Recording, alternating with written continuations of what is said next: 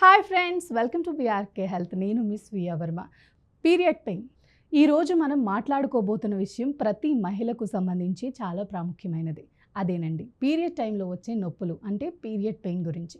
ఈ విషయాన్ని చాలామంది ఓపెన్గా మాట్లాడటానికి ఇష్టపడరు, కానీ ఇది పూర్తిగా సహజమైన సర్వసాధారణమైన విషయం. దీనిపై అవగాహన ఉండాలి, అందుకే ఈ వీడియో. కాబట్టి మీరు అమ్మాయిలు అయితే తప్పకుండా ఈ వీడియోని చూడండి. ఒకవేళ మీరు అబ్బాయిలు అయితే మీ సిస్టర్స్కి, మీ ఫ్రెండ్స్కి లేదా జీవిత భాగస్వాముల కోసం ఈ సమాచారాన్ని తెలుసుకోండి. మొదటిగా తెలుసుకోవాల్సింది ఏంటంటే, పీరియడ్ నొప్పి అనేది చాలా సాధారణమైన సమస్య. ప్రతి 10 మందిలో 7 మంది మహిళలకు ఈ నొప్పి అనుభవం ఉంటుంది. ఇది ముఖ్యంగా నెలసరి మొదటి 2 రోజుల్లో ఎక్కువగా కనిపిస్తూ ఉంటుంది. కొందరికి తట్టుకోలేనంత నొప్పి ఉంటుంది, మరికొందరికి తేలికపాటి అసౌకర్యం. అయితే ఇది శరీరంలోని సహజమైన ప్రక్రియలో ఒక భాగమే.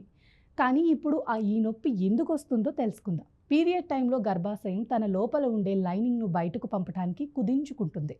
ఈ కుదింపు వల్ల రక్త ప్రసరణ తగ్గుతుంది. దాంతో కొంత ఆక్సిజన్ అందకపోవటం వల్ల నొప్పి ఏర్పడుతుంది.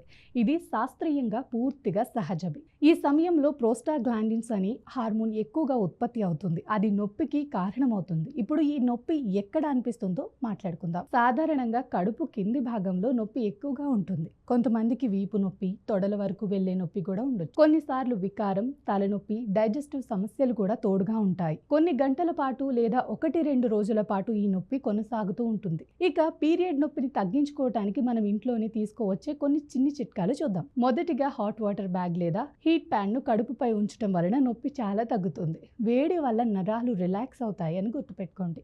అలాగే తక్కువగా నడవటం, తేలికపాటి వ్యాయామాలు చేయటం కూడా నొప్పిని తగ్గించడంలో సహాయపడతాయి. ఇంకా మంచి రిలీఫ్ ఇచ్చేది మసాజ్. కడుపు భాగంలో తేలికగా నూనెతో మసాజ్ చేయటం వల్ల రక్త ప్రసరణ మెరుగవుతుంది. ఇది శరీరాన్ని రిలాక్స్ చేస్తుంది. తక్కువ కెఫైన్, చక్కెర ఉన్న తేలికపాటి డైట్ తీసుకోవటం మంచిది. కొన్ని మందులు కూడా తీసుకోవచ్చు.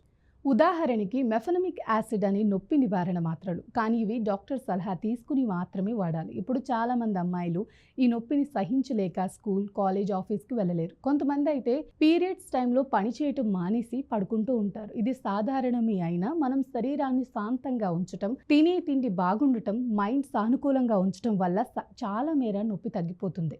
ఓవర్ స్ట్రెస్ కూడా ఈ నొప్పికి ఎక్కువ కారణం కావచ్చు. కాబట్టి మానసికంగా మీరు రిలాక్స్గా ఉండటానికి ప్రయత్నించండి. కొంతమందికి పీరియడ్ నొప్పి అత్యంత తీవ్రంగా ఉండొచ్చు. ఉదాహరణకి నెలలో 2-3 రోజులు ఏ పనికి పనికిరాని పరిస్థితి, నిద్రపోనివ్వకపోవటం, వాంతులు, అధిక బ్లీడింగ్ ఇవన్నీ కనిపిస్తే మాత్రం ఆలస్యం చేయకుండా గైనకాలజిస్ట్ని సంప్రదించండి. Pelvic infection, uterine fibroids, endometriosis వంటి పరిస్థితుల వల్ల కూడా తీవ్రమైన నొప్పి రావచ్చు. కాబట్టి సాధారణంగా ఉండే నొప్పి అయితే ఇంట్లోని చిన్న చిన్న మార్పులతో మేనేజ్ చేసుకోవచ్చు. కానీ తట్టుకోలేని నొప్పి ఉంటే మాత్రం తప్పకుండా వైద్య సలహా తీసుకోవాలి.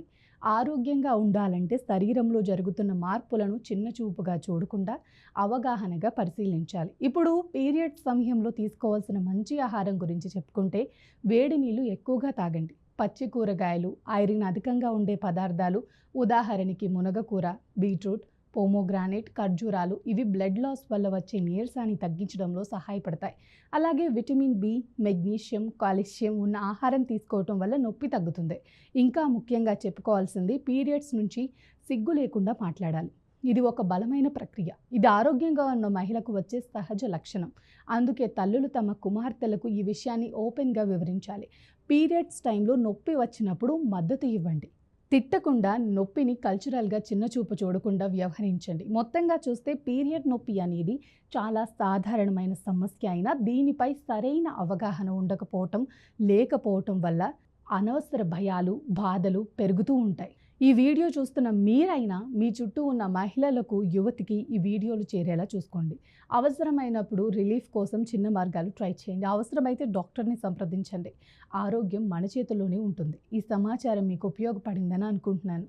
మీకు ఈ వీడియో నచ్చితే లైక్ చేయండి. మీ ఫ్రెండ్స్ అండ్ ఫ్యామిలీకి షేర్ చేయండి. మళ్ళీ ఇంకో ఆరోగ్యవంతమైన టాపిక్తో కలుద్దాం.